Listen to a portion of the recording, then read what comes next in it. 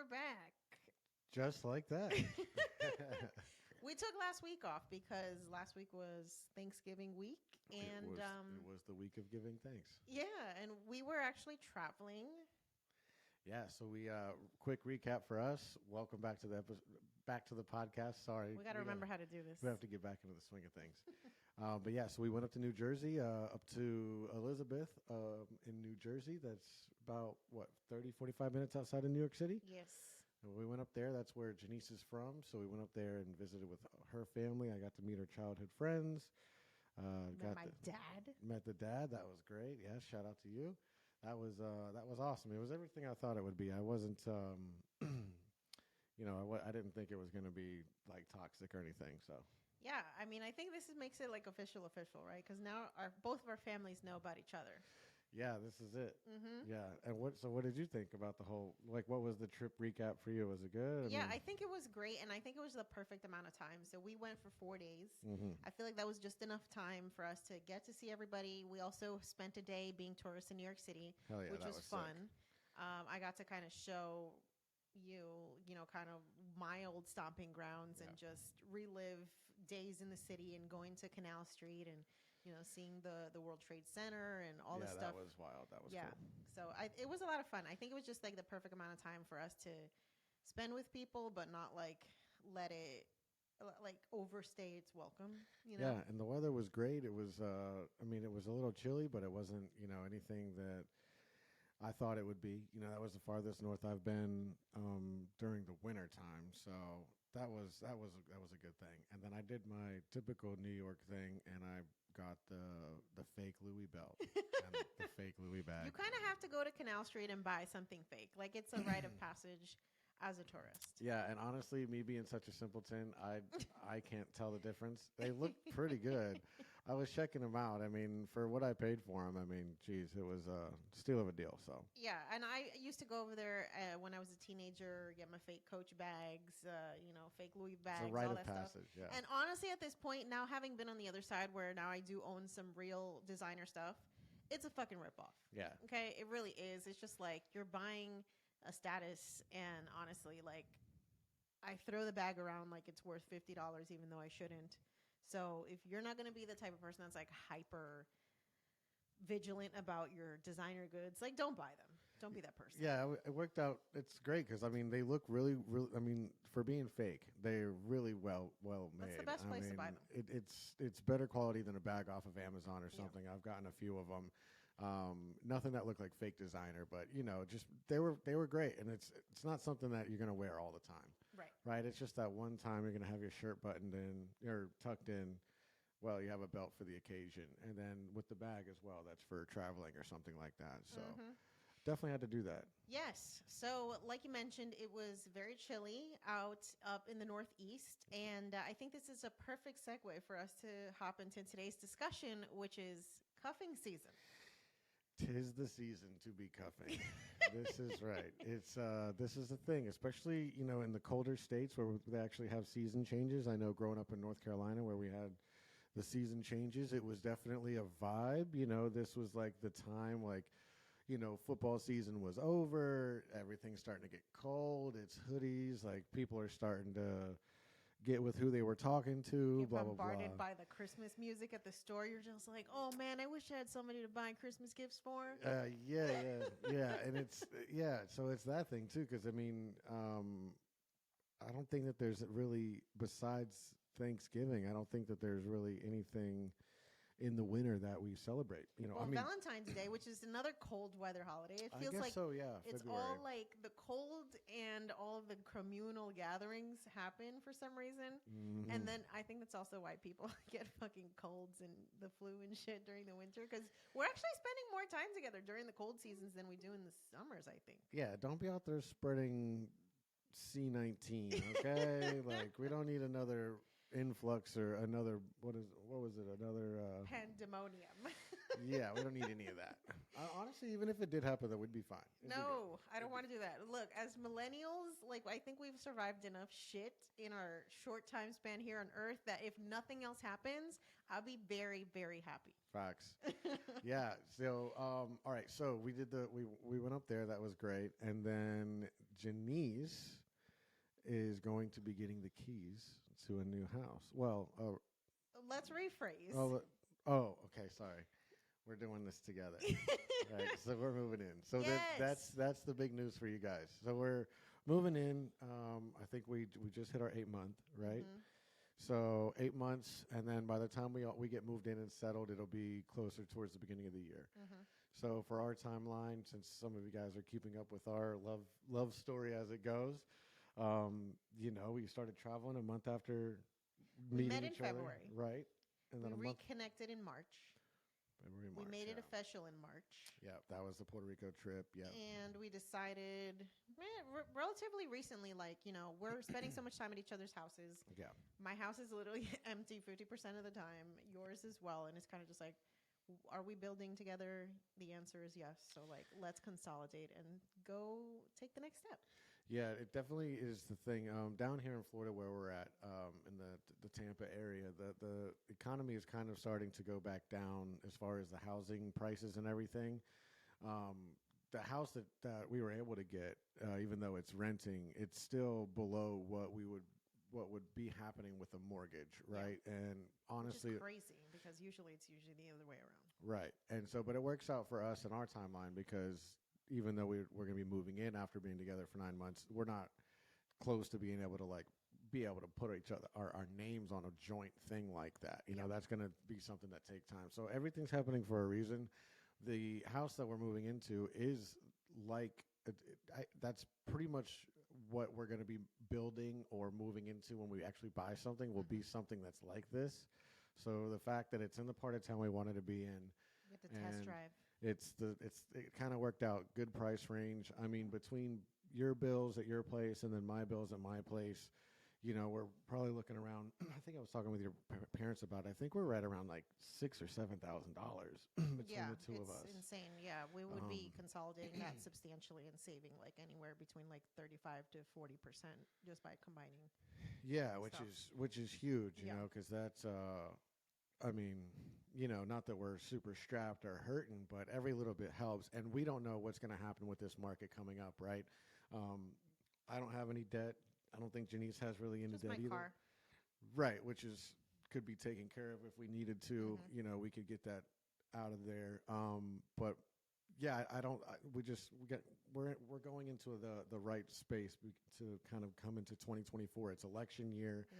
There's a lot of for sale signs that are popping up, and a lot of these homes. There's a house that she was looking at. It's been on the market for 3 months. Regardless. Oh God, no!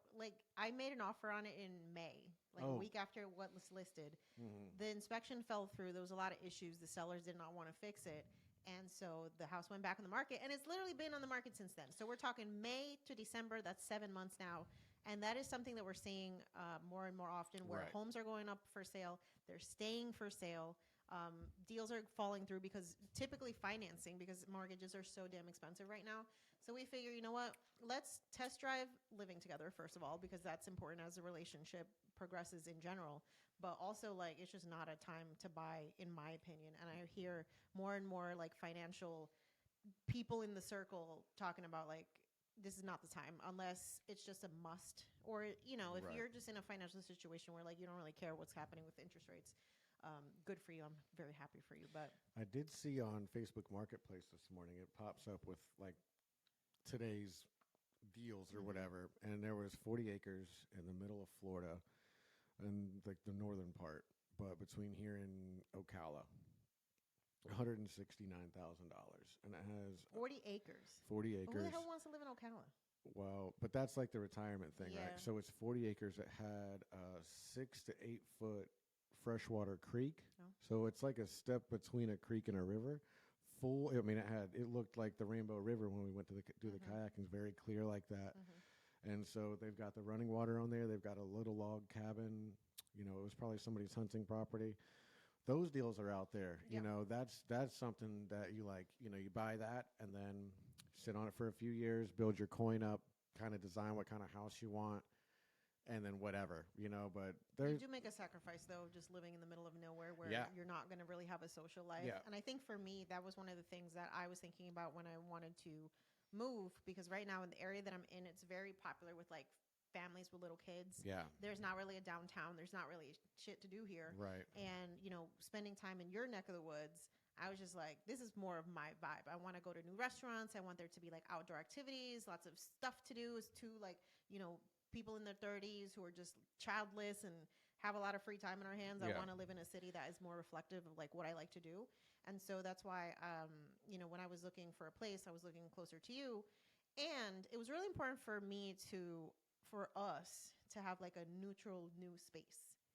So I didn't want it to be like you're moving in with me or I'm moving in with you in your existing place, just because I think it's really good to have like this fresh reset when you're building a life together and you start making your memories and building your future like together in a neutral space that doesn't have anything tied to the past or anything like that. So I even though I liked your area and we're moving there, I didn't want to move into your house. Right, yeah, and plus my house is really small too.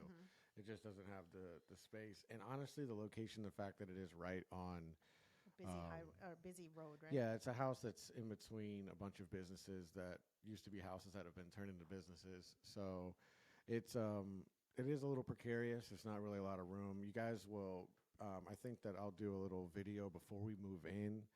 I'll be particular about not showing too much about where it's at or the layout of the house, but you guys will be able to see the common area and then like the backyard and the shop where I'll be working on the trucks and stuff like that. It's definitely going to be a fresh change. You excited? Yeah, absolutely. Super stoked. Yeah. I think that it's going to be good. We were just up in Jersey with her family, and the first night, I mean, we landed there early in the morning, and we're getting ready to leave, and I think your mom was trying to talk to me, and your dad got my attention. He's like, your future mother-in-law. Right? Yes, they already declared. So I said, oh, well, you know what? That means I'm not asking. And then I think that the Thanksgiving night, it got brought up again, too. With some other you families, pretty much have, you're locked in. Yeah, the only ones that didn't say it was your two childhood girlfriends. Oh, no, but I mean, we sat with them for 2 hours. They're going to need to get to know you more. But they did sing your praise, and they're like, oh, we were like his energy. He's very chill. Yeah. I'm happy that you're happy, and, best of luck to y'all. It'd be really cool to do something, whenever we do get moved in and settled.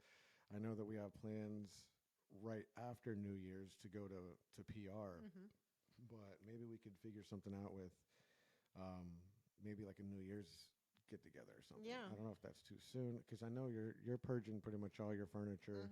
My furniture is just going to be, we use what we use, and then like my couch and stuff, that's just going to go in the shop area. So there's like a little man's land section out there, so I could go out there and watch videos I'm not supposed to be watching in the house.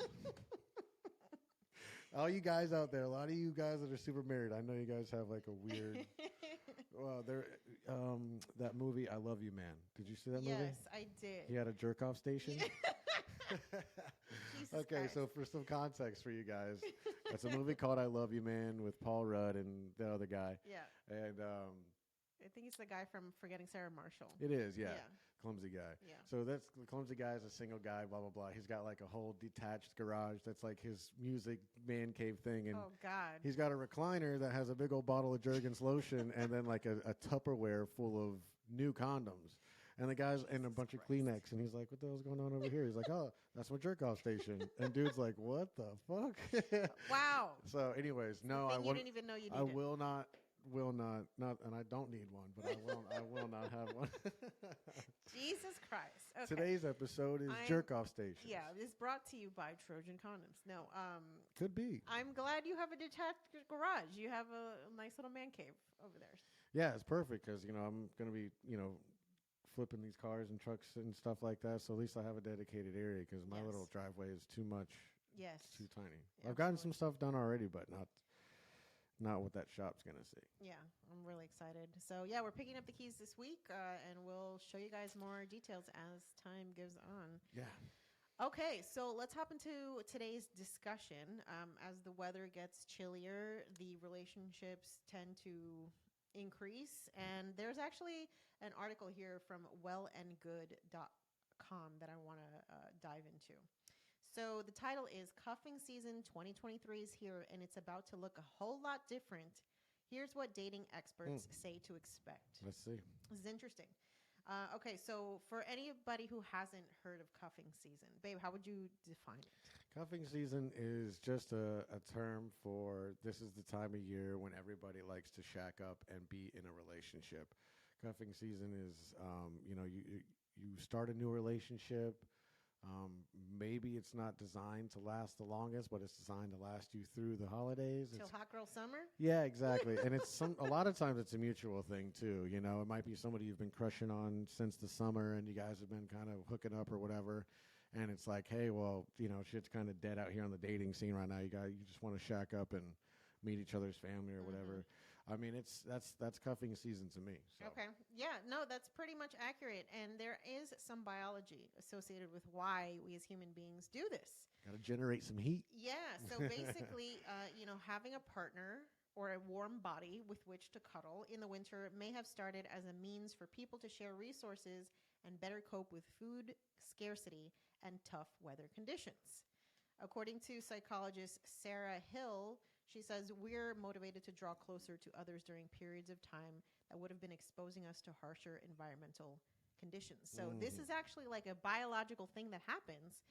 But even in a modern context, this is a thing that happens. So dreary weather in most places puts a lot of outdoor activities off the table and limits your potential for mood boosting exposure to sunlight, which makes it natural for you to look for other ways to get that serotonin hit, like a fresh relationship. This is probably where Netflix and chill originated too, right? Because you're like, hey, it's snowing outside. You want to Netflix and chill? Well, might order a pizza or something. Hey, I mean, I remember when it was going to snow and stuff in North Carolina, and I would have buddies come over. I'd go over to buddy's house pretty much knowing we're going to miss school the next day. It was like, it was sick. I mean, it's a different version of Netflix and chill, but, hey. So apparently the whole cuffing season landscape is changing now. Oh, shit, okay. Because, traditionally it was just you get somebody to get you through the cold weather, and then post-Valentine's Day, you just decide to start prepping for a single summer. Yeah. Right? And so apparently what's happening is that the general state of the world is shaping modern daters' desires, according to this article. Okay. The past several years have put us through a collective ringer as we've reckoned with major political injustices, anxiety about climate change and the economy, and the pandemic, blah, blah, blah. Apparently, in May of this year, the U.S. Department of Health and Human Services released a report outlining the scope of what is being called the loneliness epidemic, which found that Americans of all demographics are lonely.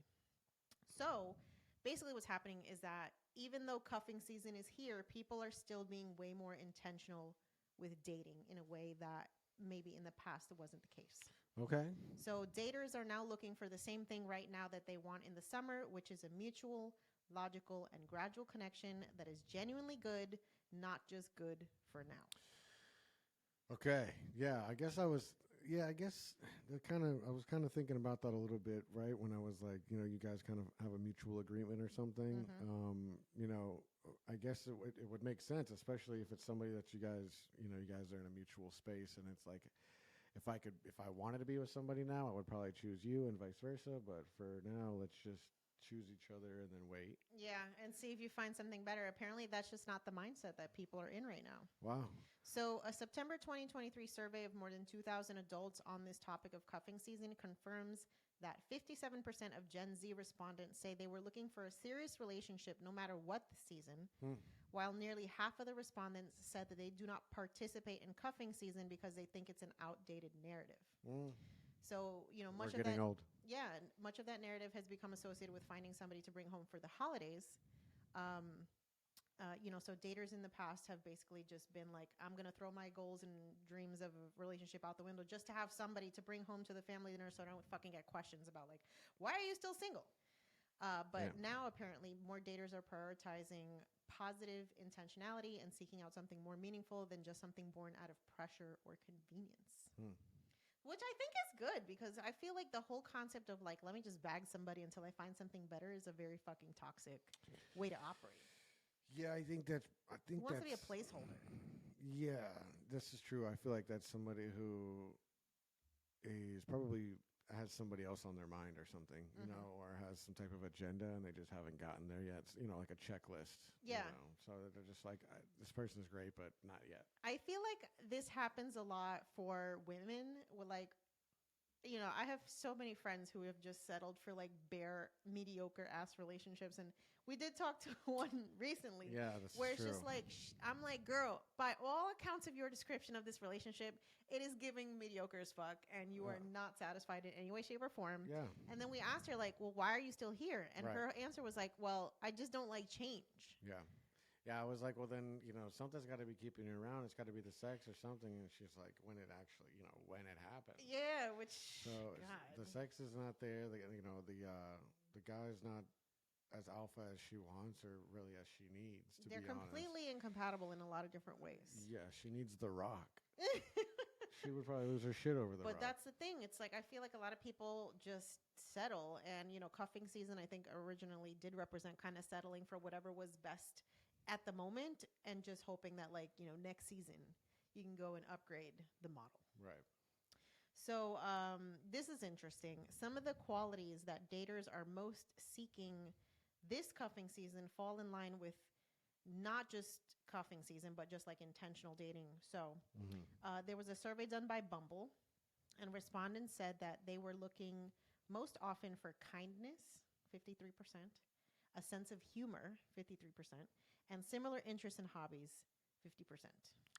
Yeah, I mean, that seems like people are not really being too picky because they've, you know, once you run through a certain amount of people, you know, you get over your physical quirks, right? You get over your things of like, oh, this physical attribute drives me crazy about this person. And then, you know, you have your fling and then it moves on. And then the same thing with like the nice guy who's not, you know, maybe he's got a gap in his teeth, right? And you're like, I love it. hey, but you're like, hey, you know, I fucked with the nice guy. It's not quite what I was looking for, you know.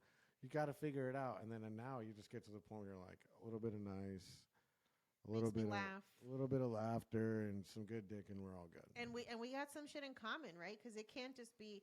I think I've also seen people who like pursue the relationship because of the sex, and then it's like, okay, but beyond that, like, what do you actually have in common? Right. Do you actually enjoy doing things other than just having sex?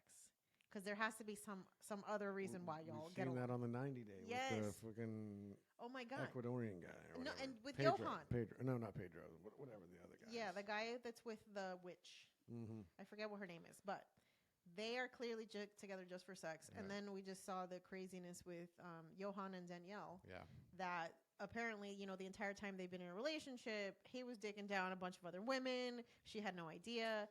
And when you see their interaction, I could predict, without even knowing what was going on, this is just a relationship where she is dickmatized. Yeah, she was. Yeah. And she not was. really living in reality. Right. Because the man was not trying to build no kind of fucking future with her. He did toss around having some kids.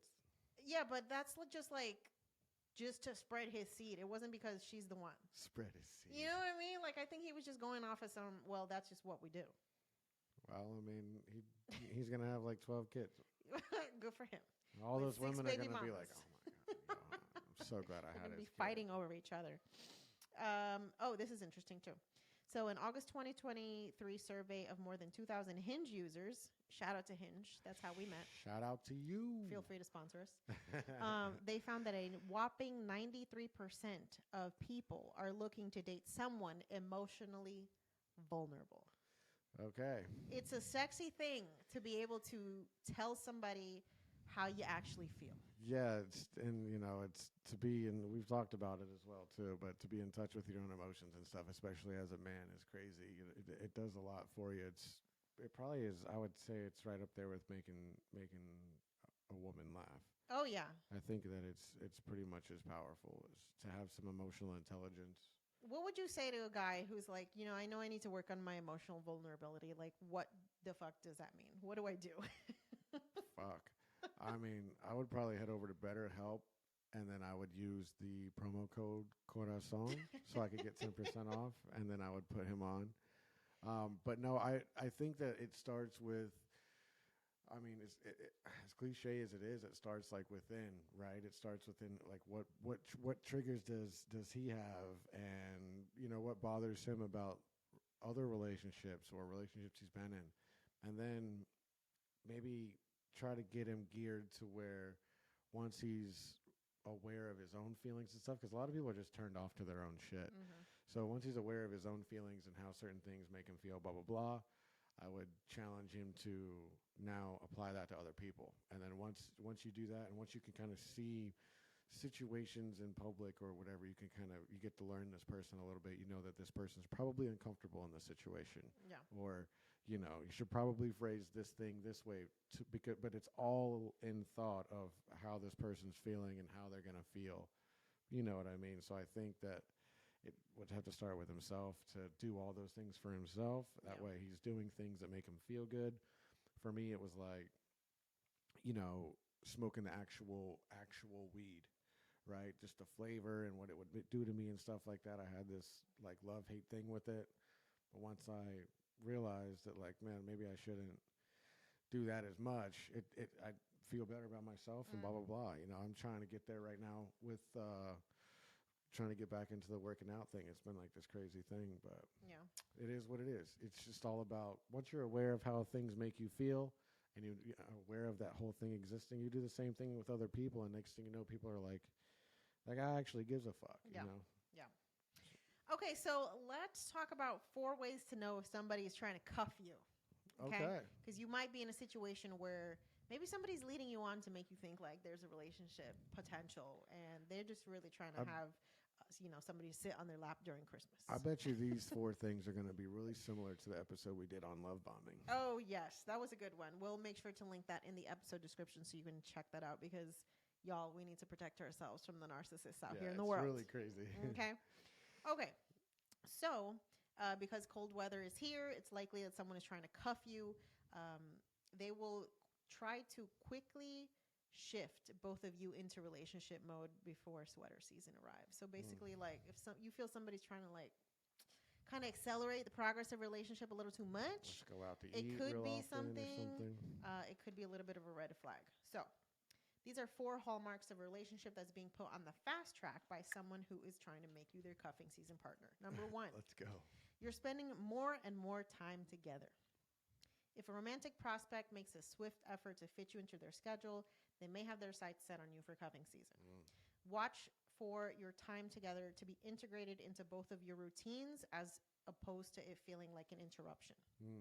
You might notice that in addition to more formal dates, you're doing errands together on your to-do list or being invited to spend time with this person, their friends in a casual setting, blah, blah, blah. So it's like, it's one thing if they're just trying to integrate you more into their life. It's another thing if it's just like disruptive to your life, not in a good way. That would be love bombing for sure. The disruptive. And the guilting of like, oh, well, you don't want to spend time with me. Right. I guess I'm just going to find somebody else. We're not doing that. You don't love me no more? Yeah. Yes. The pace of the relationship is accelerating is number 2. If you notice this person is trying to advance from one relationship milestone to the next in a compressed period, let's say you go on your first date and then 3 weeks later you're meeting the parents, they're likely trying to cuff you. Yeah.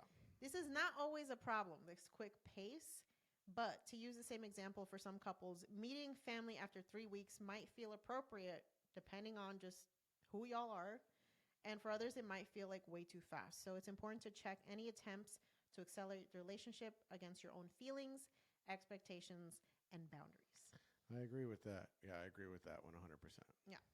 Okay, number 3, your sense of intimacy also progresses quickly. You might notice that a person who's trying to cuff you will aim to get more intimate with you very quickly as a form of fast-tracking your bond. Right. This can range from sexual intimacy to an uptick in caring gestures that demonstrate an intimate knowledge of your wants and needs. Mm-hmm. If a person seems to be much more interested in intimacy and sex than other activities, that may be an indication that their primary goal for cuffing season and for this relationship is physical. Well, of course. Yeah. Now, that's not necessarily, inherently a problem, but it is important to consider if that's also what you're looking for. If you're not just looking for a physical-only relationship and this person's just hyper-focused on that shit, clearly there's some misalignment there. Right. Yeah, I agree.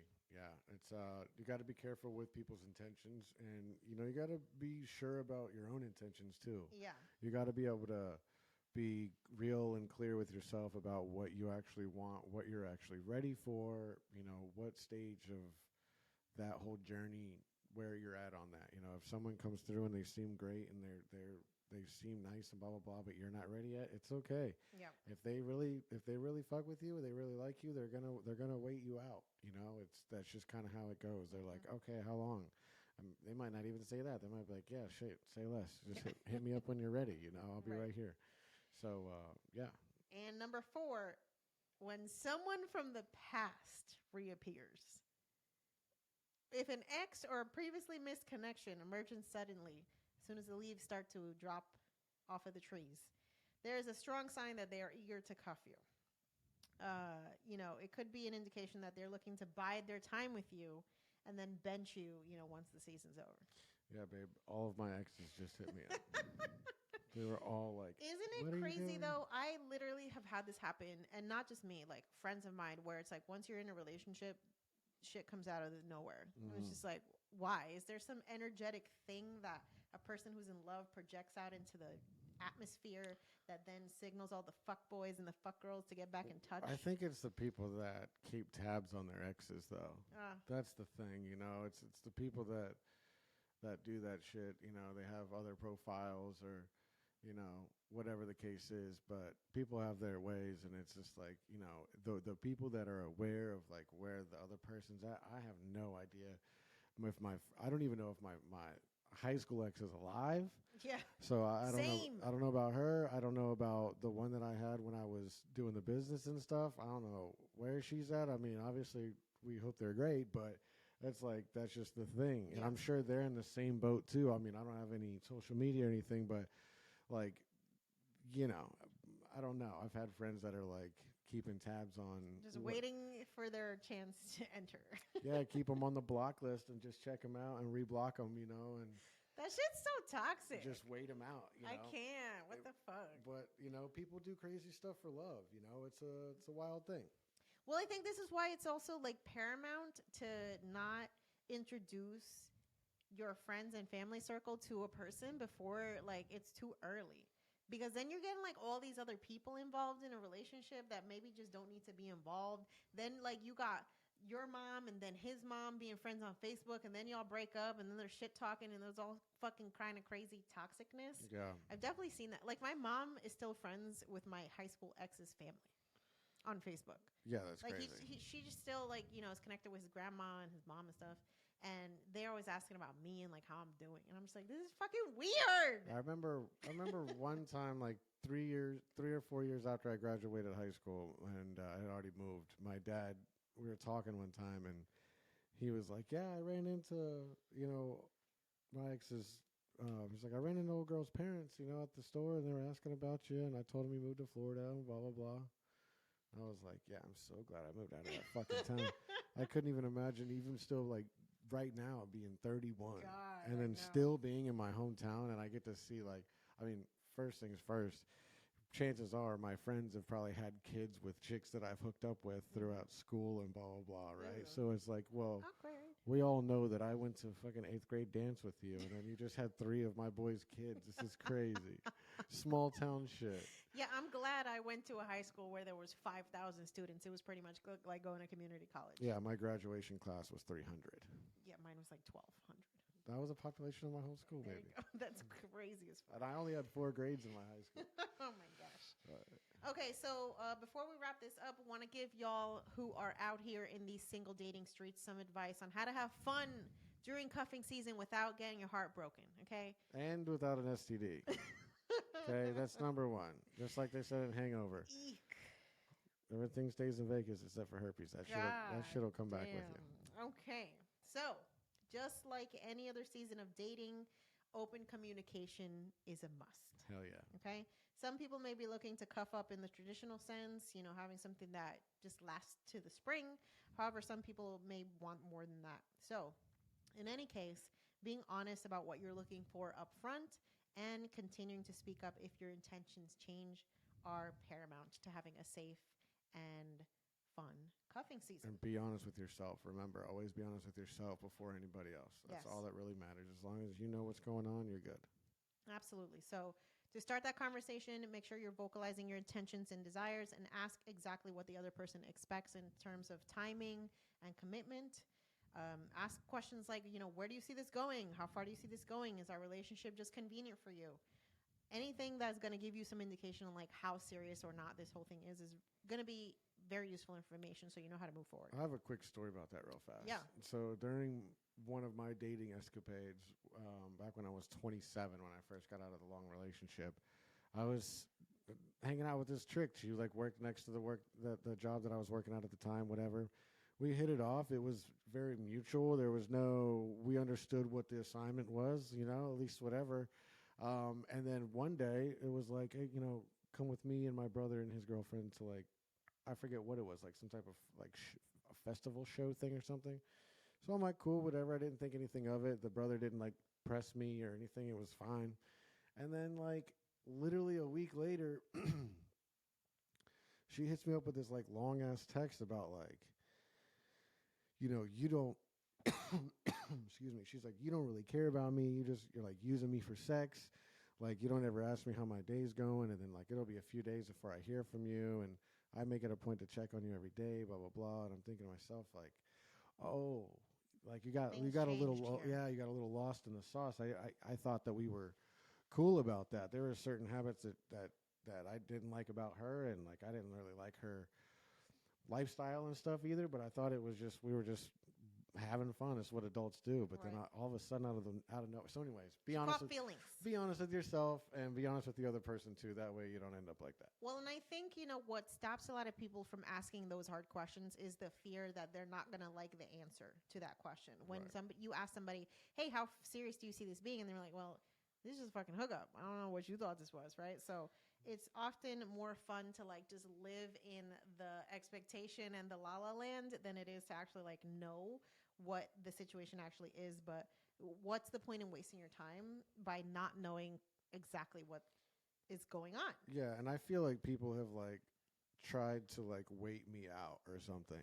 I feel like people have been like, even if I am honest with them, I feel like they're like, well, I'll just play my role, and then like next thing you know, he'll blink and it'll have been 6 months, and I'll pretty much be able to be like, hey, I've got stuff at your house. We've been together for like 6 months. I know you didn't ask me to be your girl, but technically I'm your girl now. And be like, oh, so you finessed your way into this thing. Then I'm going to blink in 5 years from now, and I've got 2 kids running around the house. And a ring on the finger that you don't remember putting there. Jesus. Yes. So just keep it real, y'all, on both sides. And I think it's also important not to ignore your physical safety in the name of cuffing season. Before you meet somebody new, make sure that you're telling a friend where you're going. Yes. Choose a public place like a bar, a coffee shop, or a park. And if you're meeting somebody from a dating app, please, for the love of God, video chat first. Yeah. You want to know who the fuck you're actually meeting up with. Don't get catfished out here. And the 3-date rule. So all the guys out there that are getting set up by these chicks, you're talking to this chick for a day or two, that you guys go out to dinner, then all of a sudden she's like, come back to my house or whatever, and she's got her baby daddy and his brother waiting to jump you and take your stuff. Yep. And listen, we talked about in the last episode, but do that. Both men and women, the 3-date rule. Meet up with them, public place, hang out with them, regardless of the temptation. Try to make it last 2 or 3 times, because if someone's there with bad intentions to rob you or whatever, they are not going to go through 3 different dates and then all of the talking that it takes in between those dates. Yeah. It's not going to be worth it to steal your Invicta watch. It's just not going to happen. Yes. And last but not least, because you don't need a gift that keeps on giving, please have a plan for birth control and sexually transmitted infections, because, like you said, everything stays in Vegas except herpes. Yeah, I was always more worried about an STD than I was a child. As a young guy, I mean, regardless of the fact that my parents had me as a young, I always thought that like a kid was something it is what it is. It's expected, whatever. But man, for me, I was always worried about a good old dick drip. Like, you know what I mean? I was not ready for any of that shit. I heard razor blades when you piss, and I was like, I'm good. I don't give a fuck about it. We're not doing that. Yeah, I don't care how good that shit feels. I'm good. I much rather put the rain jacket on. See, I got one on right now. All right, y'all. So good luck to everybody who is out here dating in cuffing season. Please be safe, smart, and there's no such thing as a bad question. That's true. Yep. I hope you guys have a wonderful week, and we will catch you guys next week's episode. Wait, aren't we doing the Reddit threads? You just cut us off. Well, you just said before we let you go. And all no, I mean, you were sorry. wrapping it up. You didn't say anything about a Reddit thread. You wrapped it up earlier. Wait. I meant like wrapping up this segment. Oh, we're doing this in real time, y'all. Okay, so to wrap this segment up, be safe and smart during cuffing season. And, it's fine if you want to have a little short-term fling, but it's also fine if you're just like, nah, I don't want to do that shit. I'm going to be continuing to date intentionally and, see what happens. Right. All right. Now, Reddit thread. We've got 2. Yes, this is right. Okay. All right, babe. I'm going to let you handle these. You going to let me read them? Oh, geez. Yes. All right. Here we go. Just press continue down there. Am I the asshole for throwing a tantrum at my husband after finding out he has a Facebook dating profile? Oh, God. Bow. First of all, I didn't even know that was a thing. Facebook has a dating function? Oh, they've got to have it. It's Damn. Of course they got to have it. I mean, isn't Elon trying to do that with X? He is. So it is what it is. All right. All right. I, 28-year-old female, have been with my 34-year-old male partner for 4 years, and we got married last year. We moved to the UK, far away from our home country, looking for a better life and future. Our relationship has always been strong, with the occasional minor disputes as we started long distance and eventually got married and moved in together in the UK. Last night, he was sitting next to me scrolling through Facebook and showing me random stuff. He clicked on his notifications, and I saw a suggestion of a potential female match on Facebook dating. I asked him, "What's that?" He started laughing and said, "Oh, it's nothing. Facebook added this dating feature, but I didn't create a profile, so I don't know why I got the notification." I started yelling, "How can you explain getting a dating profile while you're married? And how would you get a suggestion of a potential match if you didn't create a profile in the first place?"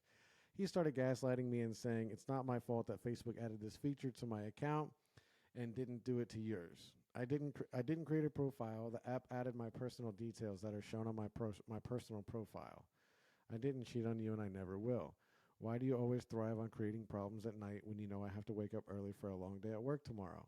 I was baffled and shocked. I started crying because I felt my trust in him literally shattering. I told him it's over between us and I can never trust him again, but he kept saying that I should stop creating problems with him. So, am I the asshole? Trigger. I really need to fucking investigate this because I do not for a second believe that Facebook will just automatically set up a dating profile for you because they have your info. That for me feels like a huge fucking lawsuit. It is a lawsuit. There's no way. That guy right there could do a class action right away and be like, "Dude, you literally ended my marriage over some shit that I didn't even ask for." This Bullshit. Is like, that's the type of shit that would make people delete their profile in the first place. If that was like a real thing, I mean, fellas, you need to get on your Facebook and make sure that you don't have anything going on because... First of all, you need to actually turn that on. It says you need to start the Facebook app, tap menu, scroll down to dating, tap get started, set up your fucking profile. Absolutely not, sir. You are the asshole for having a dating profile when you're fucking married.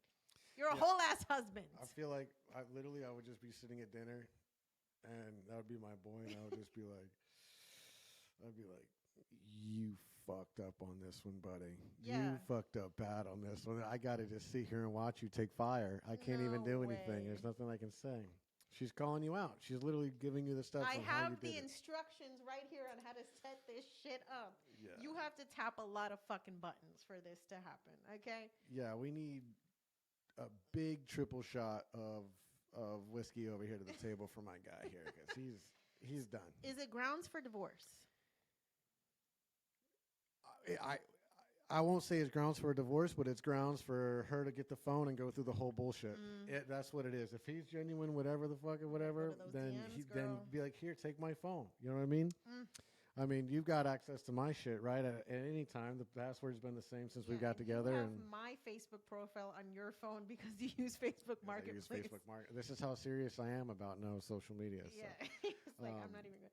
And it's funny. My dad was talking about that too when we were at the house. He's like, "I'm done. I'm done with Twitter. I'm not gonna be. I don't want anybody to find me. So I'm like, I'm here for this." Oh my god. So yeah, she's not the asshole. She has every right to blow up, and your husband sounds like a fucking cheater. And it just seems like,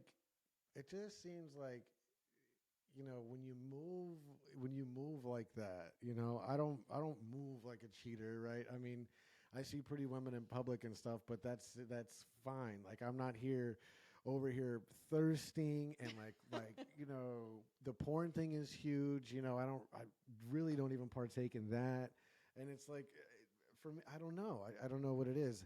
I guess people, they get so sucked into years of it or whatever. I'm not quite sure, but I think it's a lot of the instant gratification nature of our culture, especially if you do have social media. Like, there's always some new ass being thrown in your face by the algorithm. And I think it gives people this false sense of illusion that they just have like way more options than they actually do. But the dating thing is crazy because it's like that's the behavior that she needs to be worried about, is the fact that he was willing to go that far with it. Yeah. And the fact that like she needs to talk her shit to him and be like, bro, you're not even good at this. You're not even good at what you're trying to do. Right. You're a fucking joke. You're a fucking coward. Like, you don't even know how to cheat. You like make him feel dumb as hell about that shit, and he'd be like, "You're right. I am kind of a fucking idiot. You're right. I'm showing you my face. Hey, babe, look at my. Oop, what's that notification? I didn't create that. Yeah, then you're gonna proceed fucking to literally gaslight her. told on yourself, bro. Shit is dumb. If you're gonna cheat, you need to be born and bred a cheater, born and bred a liar. I think a lot of people are, especially men, come from those households. You have to be committed to the shit through and through. It's a Bernie Madoff thing, bro. You got to take that shit to the. They have to get you on film, right? It's no.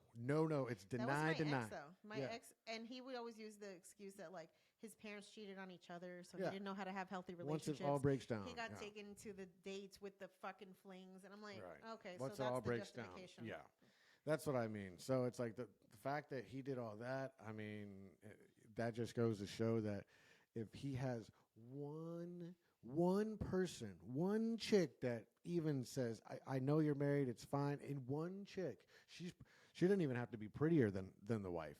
It just has to be he would probably prefer it if it was some chick that wasn't as pretty as his wife, right? Just have some shit that they go get hotel rooms and stuff whenever he's supposed to be at work. It's crazy. The fact that he did the dating thing, and then the fact that he tried to play it off, he's treating his wife like she's stupid, trying to be like, well, you know how Facebook is, babe. They're just gonna they just set it up. They're just gonna make it for you. Yeah, did they go on Marketplace and sell your shit for you too? It's crazy. Like, I don't know how the side table got on there. Fucking $40. I don't know. Guys coming at 7.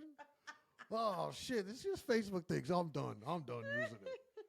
All right. Oh gosh! All right. Let's hop into the next thread. He's a piece of shit. He deserved to lose the house, lose half your 401k, lose the babies, and you deserve alimony and child support payments that are about $1,800 a month, garnished wages, trailer park living, ruined life. You're on your way. Fucking, you ever seen one of those old U-Haul vans for like $3,000 on Marketplace? You're about to throw a twin mattress in the back of that shit. All right, so. Woosah. I'm dead. All right. These guys are going to have to get by. They're taking everything I make. They're taking everything. I got $50 for the month. All right. I've been in Florida for too long. Florida does not fucking play about their child support. They come for you. If you have child support in Florida, you're basically an illegal immigrant. For real. You have to go fucking hack up orange trees with machetes, bro, with a sweatshirt wrapped around your head. All right. So am I the asshole for breaking up with my girlfriend after she rejected my proposal twice? Why is that? I can't fucking. Oh, my God. Was it hacking the machine? So many visuals. Sweatshop. So many visuals. Around the all right. Take 2.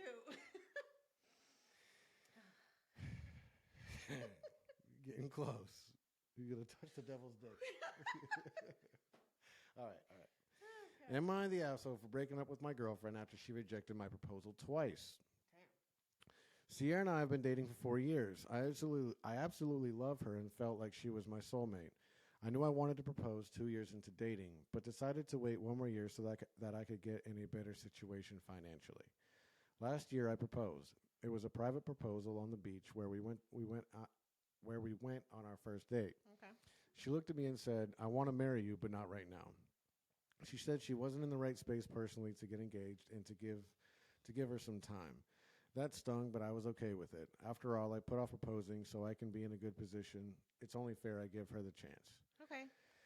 It's been a year since then, and I decided to propose again. This time I asked our friends to help me set it up because I wanted to do something nicer. Basically, he wanted to force her into a situation where she felt pressured to say yes. Oh. No, I'm just kidding. That's no, but that's what it feels like. Right. So she saw the roses and everything. Then I got down on one knee and asked her to marry me. Oh, wait. Sorry. Fucked it up. Trying to be funny. All right, help me set it up because I want to do something nicer. We orchestrated a nice dinner and a proposal in front of a nice fountain in the city's botanical gardens. Everything was ready, dinner went great, and we went to the fountain. She saw the roses and everything, and then I got down on one knee and asked her to marry me. She teared up and told me, not just yet. This stung really bad. I knew I wanted her in my life forever, but this is the second time she turned me down. I asked her why, and she told me the same thing as last year. I asked her if someone was holding her back, maybe family or friend, and she just said, I just want to make sure that this will work. This hurt me more than the 2 rejections. I told her if after 4 years she isn't sure, then what the hell will make her sure? She asked me to give her time, and I told her no. I told her that I'm not going to keep wasting my time in love if she's going to keep saying no. Damn. I told her that I can't do this anymore. She began begging me not to leave and said, fine, I'll marry you, just please don't go. That made me mad, but I didn't say anything, and I left. My phone has been blowing up with some of our friends, her parents, and her telling me that I'm an asshole for throwing away a 4-year relationship because she said no, and that I was being a big baby. She just needs some time. The other half of our friends aren't on my side, but they're not on hers either. I don't think that I'm an asshole for this. Did I overreact? Am I an asshole? If so, how much more time am I supposed to give her? We're both 29 years old. The second proposal wasn't done in front of my friends. They just helped me plan it. It was just her and I. We had discussed marriage shortly before I proposed the first time. She was into it and even told me that she couldn't see herself with anyone else. She seemed eager about the idea of marriage, which is why I was shocked the first time and then angry the second time. I gotta say, you know, the fact that she's not willing to settle, but until he's willing to leave, and then all of a sudden she's willing to flip the switch and she's willing to settle. Okay, fine, I'll marry you, just don't leave. That's the definition of settling. And she's fought settling literally to his face twice, which takes a lot of courage. Yeah. I couldn't imagine. I'm not a woman. I couldn't imagine getting proposed to, regardless if it's intimate or not, and then still saying no. You know, it's usually a thing that you say yes to, and then later on, after the shenanigans, you're kind of like, hey, I was in shock. I thought about it. Let's wait. Or let's be engaged for 5 years. Some shit like that, you know. But the fact that she was able to stand up to it twice and be like, nope, I'm a strong woman. I believe in myself. This is what I know I'm worth. This isn't it. This isn't it. And then when he's like, all right, well, then I'm done wasting my time. Because it is true. You only have your youth for so long. Yeah. So if you waste your I like to call it 20 years, between 20 and 40. If you waste those 20 years trying to figure out who you want to be and where you want to go, blah, blah, blah, at least as a man, you're pretty much done.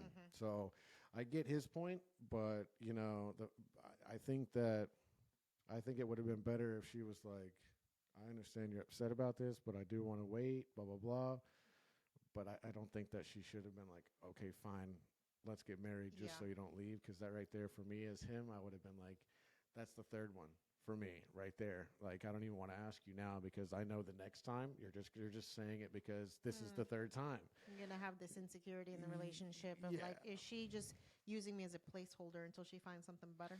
Yeah, and like if she doesn't want to get married to you, she definitely doesn't want to have your babies. Right? So it's like you can kiss that out the window. And if he's the type of guy who's like wanting to do this so he can, you know, that's like his little route. You know, I find a girl, I get married, I want to have babies. And maybe she sees all that and she's just like, no, we're not doing that. Would you have stayed together after the first proposal rejection?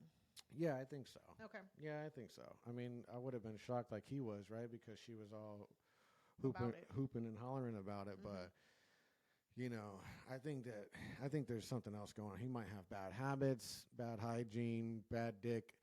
There's something going on that is enough for her to be like, she doesn't feel secure. Yeah, there's something there that's enough for her to be like, no. Yeah.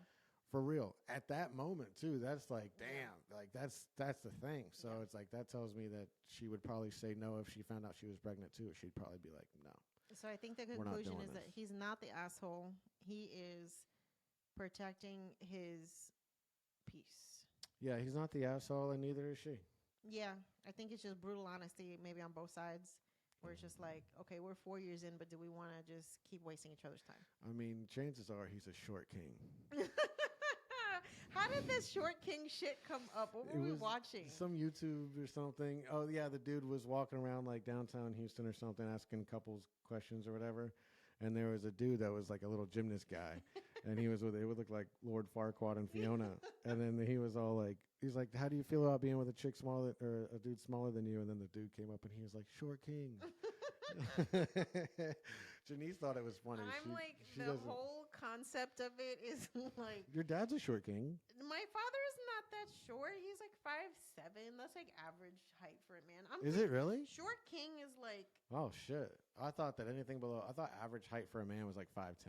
No, sir. You are mistaken. You're just up there living in the clouds. Damn. But the average height of a man is 5'7". So anything below 5'7" is a short king. Wow. Yeah. Damn, anything below 5'7", my child. You're my son.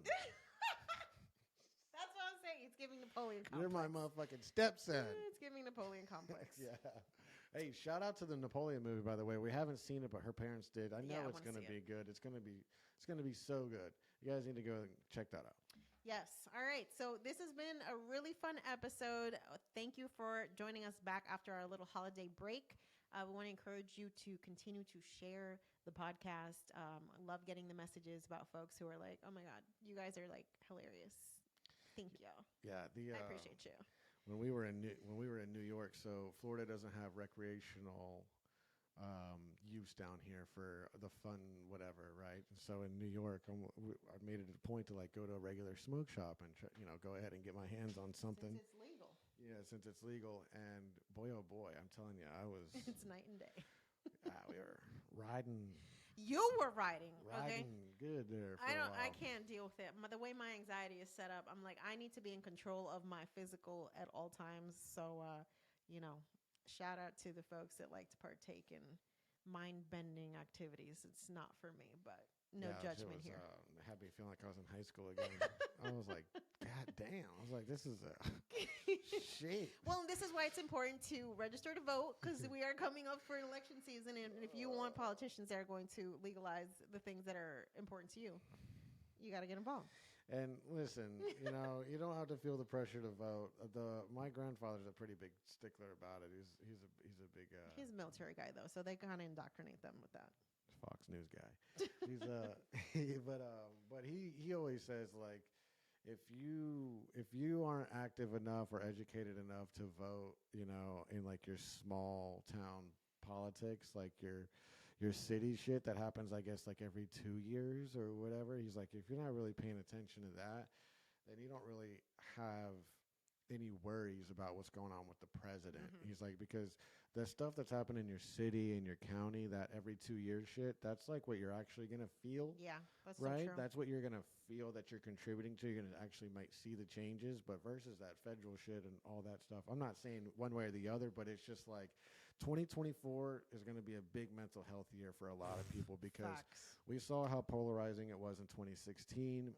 I mean, 2020, yeah. Right. The 2021 was crazy, but so it's just, everybody kind of brace up for that because I know a lot of people are already, I know there's factories in China that are cranking out a bunch of fucking merch right now for, both sides. For both sides, yeah. Man. And I'm telling you, it's going to be like a Super Bowl for the whole year.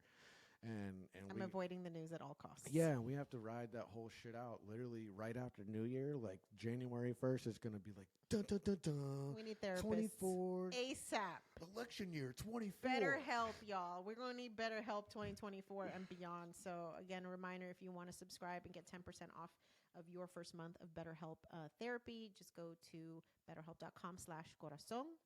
Yep. Make sure you're following us on TikTok and Instagram. Corazon Chronicles podcast. Make sure that you are sending us messages with topics you want to hear about. If you have a crazy ass story that you want us to discuss, like we discussed the Reddit threads on the show, would love to hear your crazy ass stories. And head over to YouTube and check out my little YouTube channel that I started. It's called Ray's Garage. That's REY. Garage. So Ray's Garage, Reys. I got 3 videos on there so far of the truck that I'm working on, buying, fixing up, and selling. So you guys check it out. Tell your husbands to check it out. It's not anything that I'm just kind of documenting what I do, and it is kind of like a side. It is a side hustle. Yeah. It might take 2 or 3 months to get one of the projects done, but in theory, the goal is to have maybe 5 or 6 projects going, and try to move one every single couple weeks. So. That's so fun. The world of content creation. Here Hell you are. Yep. All right, y'all. We'll see you next week. In the meantime, make sure to follow, subscribe, and share. We'll see you soon. See you.